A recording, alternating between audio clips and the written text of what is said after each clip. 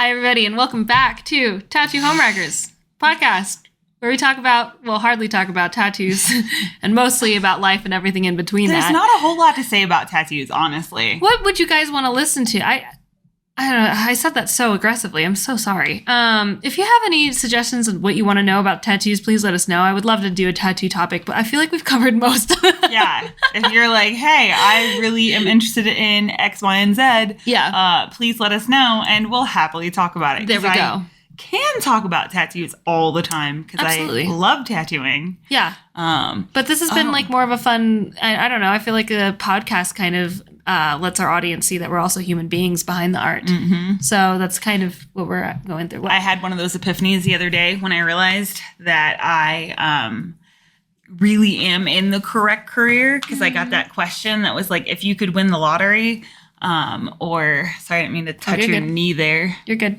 I'm getting romantic on Valentine's Day. Oh my God. We're not. Yeah, it said, if you could have your dream job or you could win the lottery and never have to work again.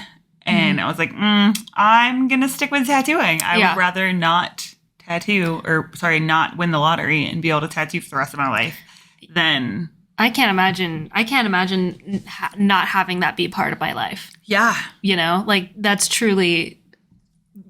This Valentine's Day, we're celebrating my love for tattooing. Happy Valentine's Day. Sorry, yes, Valentine's Day. Been a minute since we've posted, mostly because we're resting, and it feels good to finally rest. We've noticed that we had to talk about that this morning, that working for ourselves now, it's crazy because although we have our own business and technically it's more work, we have actually found out that we feel less guilty about taking time off. Yes.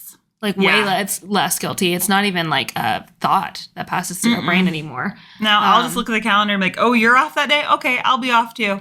Yeah, it's great. It's honestly fucking awesome. And so, happy Valentine's Day. We wanted to talk about Valentine's Day specifically, mostly because we've got some mixed feelings about it. Do you want to take the lead on this one? What do you want to talk about? So I want to start off with, if you like Valentine's Day, awesome. Great. If you think that Valentine's Day is sucky because you're not paired up, I agree. It's stupid. And I am paired up. And I think that Valentine's great if you're celebrating love. But that being said, I think that to me, my platonic love, like my non-romantic love, is the most important love in my life. Absolutely. And don't get me wrong, I fucking love my husband. I'm madly and deeply in love with my husband. More so now than I was years ago, honestly, because we're in couples therapy and it's the best shit in the world. Mm-hmm. And working on yourself, and as he's in therapy and I'm getting to know him more and more, it's amazing. And I don't think that I could love him more than I love him. But that being said, my friends are also a large part of why my marriage is successful and why I love him. Yeah, no, and totally. So, I think as a single on Valentine's Day, and I've been single for a while now, it's definitely one of those things that I feel like it's normal to be sensitive about it. It's normal to feel lonely and be sensitive about being single, et cetera, et cetera. Valentine's Day just makes it a little bit worse, where it's specifically this day when you're scrolling on Instagram and you're seeing all the happy couples, and even if you're the people that are pretending to be happy. Yeah, and that's a whole other topic. Actually happy. That's a whole other topic. But you just see a bunch of lovey-dovey posts and you want to be happy for people. Absolutely, obviously. But it does make it a little bit harder no matter how secure you are in yourself and how secure you are in being single. Valentine's Day is definitely a point in contention for a lot of people, which is why we want to celebrate the platonic love. We want to talk about how important it is to make sure that your love life isn't built off of one pillar, and that's romantic. Yes, I love that. You should have multiple pillars in your love life, including platonic and familial if you want it to be. Some people don't have good relationships with their families. That's fine. Some people do. And I just think it's important. Community is based off of those three things, right? Well, I should say four, because there's also self-love.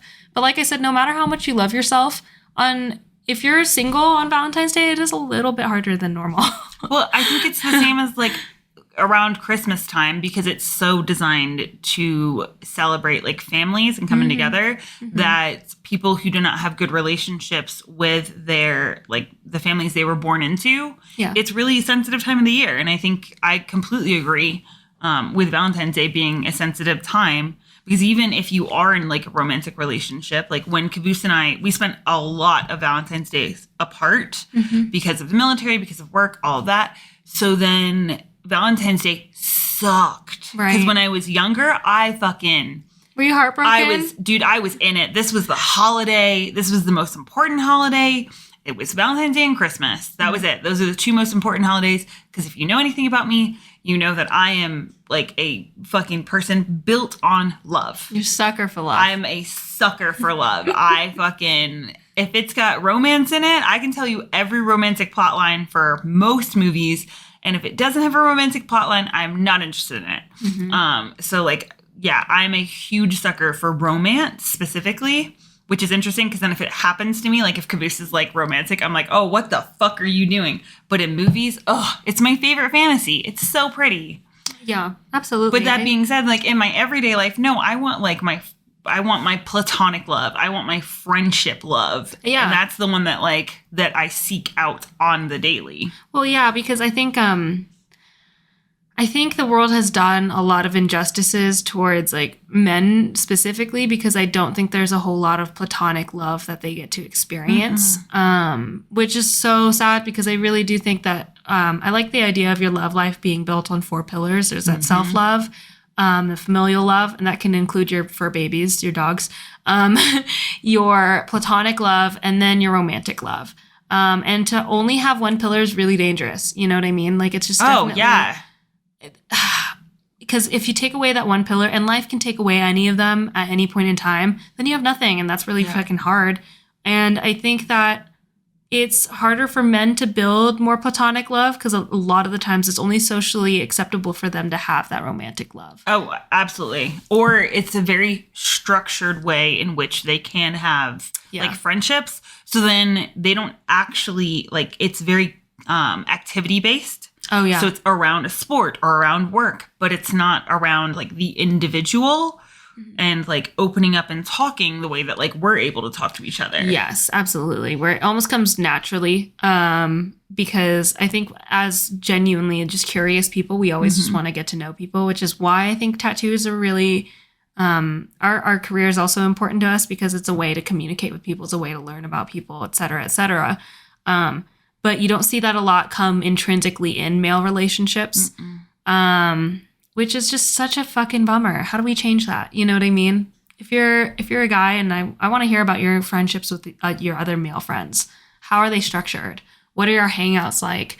Are you guys sitting and chatting and genuinely enjoying each other's company? Or are you two doing 2 separate things and not really talking? And do you really know each other? What is that like? And how do we make that better?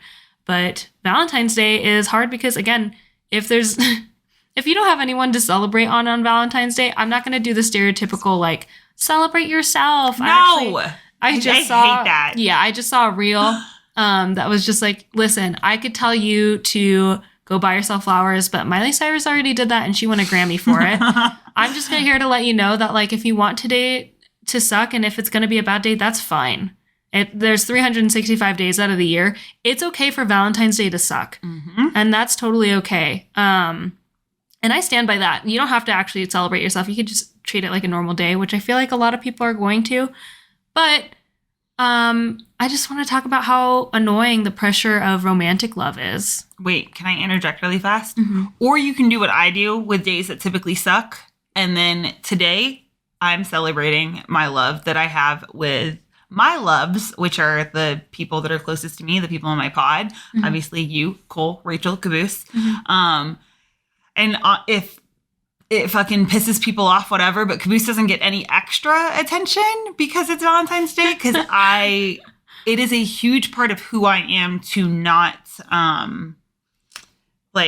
put romantic love on a higher pillar than my communal love, the friendship love, like that, my platonic love.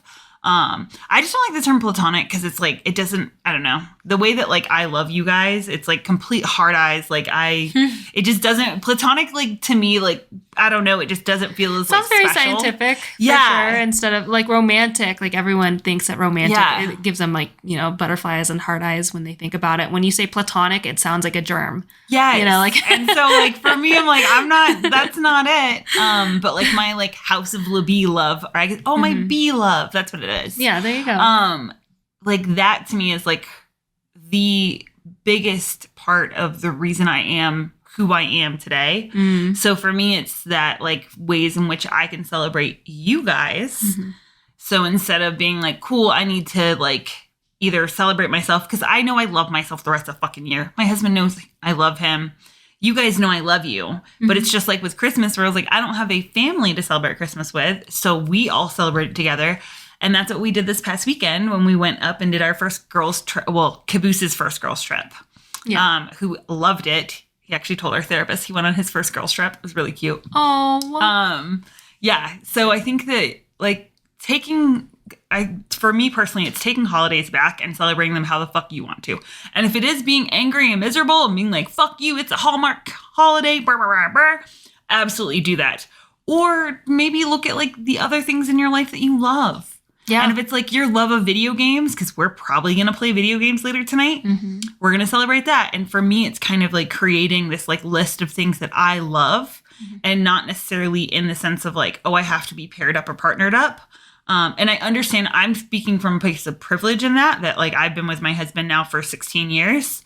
So I don't even think about the word single. That's like not part of my vernacular. It's not on your radar. Yeah, it's not on my radar. Yeah, but it does make me angry that everyone thinks that just because I'm married that like this is like my holiday. Or that like Valentine's Day is like specifically just for couples, you know? Yeah. What I mean? And I get it. The whole reason is to, you know, be centered towards couples. But I'm speaking for my audience there that's also been single, because your girl's single. We've talked about this before. All of my best friends have been married. It's not like they just got married. They've been married. And or boring. I've never ever felt like the fifth wheel in our friend group. We call our friend group House of La Bee. Just so you guys know, I don't think the podcast people are aware. We're House of La Bee. That's our friend group title. So we're little bees, and our bee love is just huge. And I just don't ever feel like a fifth wheel. And that's great and all. But again, when it comes to societal pressure around finding a spouse, it's real. And I'm pretty secure in myself, but Valentine's Day definitely does make it harder. Again, as I said, I'm over, I don't know, this unseen pressure to find someone. I just recently found out that I don't want to date via my therapist. We were talking about it because it used to be a huge point of contention. Like, I want to do this, et cetera, et cetera. But we came and talked about it, and I realized that like the stalling of it all really doesn't make sense in my personality type. We've talked about the fact that I typically just go after what I want. And if I don't want this, that's okay. So why was I convincing myself that I wanted it? I think just because, I mean, you fall into the stereotypical trap. I'm in my mid-20s. I'm seeing all my peers get married and starting to have kids. And a part of me feels like I'm falling behind. But I don't think that actually is real. There's no such thing as falling behind in that arena. There really isn't. I fell for that same trap where we were like, dude, we have to get married, especially like for me being like a woman. It was a big deal at that point. Yeah. It was like, I think we got married in 2011, pretty sure. And it was a massive deal that we be married before we turned 25. Because I had this weird stigma around, like, if I turn 25 and we're not married, then people will be like, you guys have been together for so long, and, like, he won't put a ring on it. And it was this whole bullshit thing. Whereas now when we look back, we're like, what the fuck? Because, like, you're very mature for your age, which is also why you hang out with people that are all older than you. But, like, we look at, like, where we were, and we're like, what the fuck? How did you guys let us get married? Like, we were children. What the fuck is going on in this world that you were like, hey, we're going to sign this legally binding contract and, like, make sure that you're fucking credit's going to affect each other. Your whole decisions are going to affect each other. Let's go. And Fucking like, wild. yeah, how insane that was. And I think for me, like being someone that's married, I get really angry about this whole like, just how we pit these like loves against each other. Mm-hmm.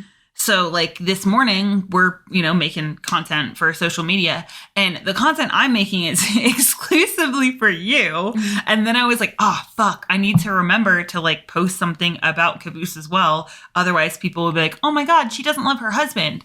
And it's this weird like societal pressure to be like, hey, you have to love your significant other. Mm-hmm. And they can't accept that unless you're in like a polyamorous like community. You can't accept that people can love each other and like love one another equally. Because I couldn't choose if it was like, hey, choose between Callie and Caboose. I can't choose that shit. Yeah, totally. But society also puts that pressure on me to be like, no, your husband's the most important. And I'm like, Let's talk about the whole like your husband's also supposed to be your best friend thing. No. Or like your wife is supposed to be, I married my best friend. And that's great if you married one of your best friends. Mm-hmm. That's dope. But like for the best friend title to be reserved just for your spouse is like, to me, I think it's a little bit dangerous because, like I said, your love life is built. It should be built off of several pillars, and anything can take out one of those pillars. Mm-hmm. And if that's gone, then you have a whole building crumbling down on you. So how do you build other meaningful relationships and build a secure attachment with your spouse to make sure that they don't feel like, I don't know, insecure about it? Because jealousy is normal. Feeling insecure is also normal. But how do we get rid of this idea that romantic love is the end all be all and that's it? Yeah. That's the only thing that you're supposed to have. Because like Caboose is one of my best friends, but he's not my only best friend, obviously. Right. Like if it was like, yo, you can only give that title to one person, that title's obviously going to you. Mm-hmm. But it's also why like I have a hard time just being like, yes, this is my best friend. Because I'm like, that also doesn't do it justice. Like how I feel about you, it doesn't do it justice. Mm-hmm. Where I'm like, I don't know. And then I'm like, oh, this is my partner. And people automatically assume romantic partner. Now, granted, I have a little bit of fun with that where I'm like, okay, yeah, my partner. And then when they look and go, what's happening? And I'm like, yeah. Yeah. Take your preconceived notions and shove them up your ass. Totally. Yeah. It's really interesting to watch. People just automatically assume that like, oh, because we're so close, we have to be having some sort of romantic attachment to each other. Mm-hmm. And that to me, again, whereas this brainwashing comes at such a young age, and how do we get rid of that? I just realized I think I need to like look up the actual exact definition because we might be, as a society, I think we're mixing up romantic and sexual. Oh, okay. Yeah. Yeah. What's the definition, like the actual clear-cut definition of romantic versus sexual love? Is it this? We're talking about love as in sexual or just romantic versus sexual? Well, because like romantic is just is characterized by an expression of love. Okay. And so then like in that sense, I do love you guys romantically, but I think that it comes what I do. But I think that like in our society, we perceive it as like sexual. So if you're romantic with someone, it's automatically implied that we're sexual. Right. Which we're not. And that also does a huge injustice to the ace community. People who are asexual are more than capable of having romantic connections without having any kind of sexual ties. It's just really interesting. I think, I don't know. I'm not saying that as a society we are broken, but I know that we need a lot of work in so many different avenues. And that's my very long-winded way of saying, hey, if you're single, I'm single too. It's okay. Valentine's Day can be nothing if you choose it to be. Or you can celebrate all the stuff that you do love. Or you can celebrate your friends. So I want to talk about these individual pillars. Yeah, sure. So self-love. How are you celebrating I'm going to make her celebrate you all. Okay. How are you celebrating your self-love? Can you say some nice stuff about yourself? How do we build, okay, that's a lot. How do we build these pillars today? For self-love, I think today I'm going to, this one's easy. I am going to meal prep. That's a form of self-love for me because I think it's really important to stay fed. I'm over the tattoo artist diet. I'm done. I'm going to be taking lunch breaks, y'all. I don't care. I don't care anymore. I just fucking can't. I can't continue living my life this way. How am I supposed to be the best muscle mommy I can possibly be if I'm not actually eating? So what's a way that you're going to show some self-love today? I am going to work out. Love that. Yeah. Yeah. No, that's perfect. It's great. I'm going to hit my protein and I'm going to work out. Hell Because yeah. I, too, am over not fucking being as muscular as I would like to be. I know, right? And that only happens through diet and exercise. Yeah, period. What other pillar are we going to do? Oh, familial? Familial love? I'm going to take the dogs on a walk. Mm-hmm. I'm assuming we're all going to go on a walk because that's like our family thing that we do. Mm-hmm. Take the girls out for a walk? Yes. That's perfect. I think I'm going to cuddle with Guinness for like an extra, 10 minutes today. I will have floor time. And I already celebrated with waffles because we played earlier. Yes. Yeah. Perfect. Yeah. Okay, that's great. But walks are definitely one of Guinness's favorite things. So we said self, familial, friend, platonic. Do you love? I am making a reel because I like to I am very much like yelling from the rooftops about the people I love. So what? It's Why are you adorable. laughing? No, I'm not laughing. I want It's cute. everyone to know how special all of my people are. Yeah, our fucking friend group is elite. Very fortunate to have I understand that I'm very fortunate to have like more than just my husband and also my best friend, but that like we have a pod of people that like that's incredibly lucky because like when we were all together this weekend, watching the dynamics is so much fun.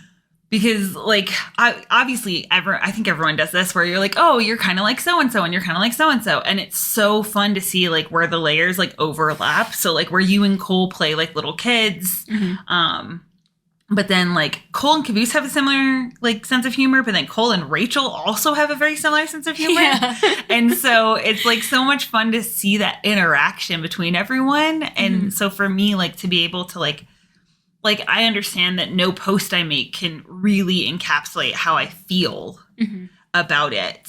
Or like I can't ever, even in like videos, like capture the magic that like we all share when we're together, where it's like, wow, we're completely safe, like watching and like seeing what that's done. And I think that is the importance of having like a friend group, like having people that you are close with, because watching the growth in Caboose specifically, like we spent all of therapy yesterday just talking about like how far we've come in our relationship, which I'm not saying that I'm perfect, to be very clear, but like a lot of the work was on his side because men aren't taught to have deep friendships and to talk about themselves in a vulnerable way. Men are taught to speak about themselves as like an authority figure, as like a knowledgeable like person, but like watching Caboose just share stories about his life and like just flippantly talk about his family where he never did that. Like the early parts of our relationship, he would share some stories with me, but you would never hear him speak out. You know this, because like how long did it fucking take for him to just talk to you?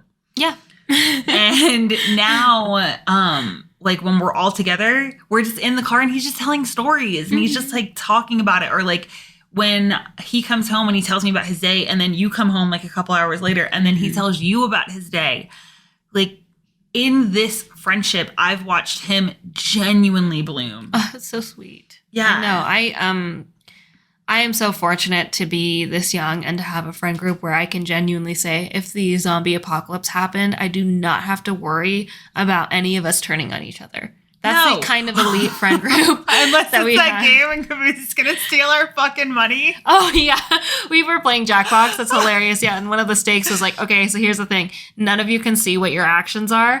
If you all leave the money alone, then you all survive. If one of you takes the money, then the rest of you die. But if two or more of you take the money, then all of you die. And I think Caboose was the only one who took the money. And he did it just because he thought it would be funny. But in all actuality, he would never do anything to harm us. It was so fucking hilarious. It was so fun. I was so hoping someone was going to reach for the money. I was so hoping that someone would. But yeah, so I don't know. That's the only way I could put it, is like that's genuine safety and love. And like if the zombie apocalypse happened, I know this is really silly, but like I wouldn't have to worry about anybody prioritizing anybody else less or more. The entire group would fend for the well-being of the whole group. So yeah, no, it's beautiful. Gosh, so you're gonna make a reel. That was I'm gonna make a reel. Yeah, okay, that was cool. a very long-winded way of saying I'm gonna make a reel. For platonic love, I think I would like to have a tea time with our besties, but also I'm feeling a bit tired, so it depends on how they're doing too. They might be busy with Valentine's Day plans. We'll see. But yeah, I'll be sure to, give a little hey. And then the last one, romantic love. How are you going to celebrate that? Do you and Caboose have any plans? No. Nice. Tomorrow you're going to get chocolates? Probably not. We're trying to cut weight before his birthday trip. Yeah. So, I don't know. We'll probably snuggle. That's cute. That's about it. But, like, yeah, I'm not like, oh, man, we need to go on a date. Because also, like, this weekend we're going on a date with Chloe. So, like. Right. Yeah. I'm going to read Valentine's Day fan fiction. That's what I'm going to do. Period, bitch. That's great.